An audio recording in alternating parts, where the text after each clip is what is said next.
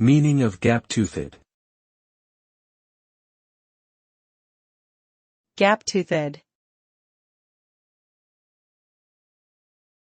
Gap-toothed. Gap-toothed. Gap-toothed. Gap-toothed is an adjective used to describe a person who has one or more missing teeth, leaving visible gaps in their smile.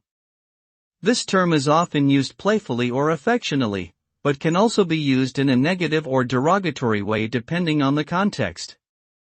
A gap-toothed person may be self-conscious about their appearance, but many people find the unique look endearing and charming.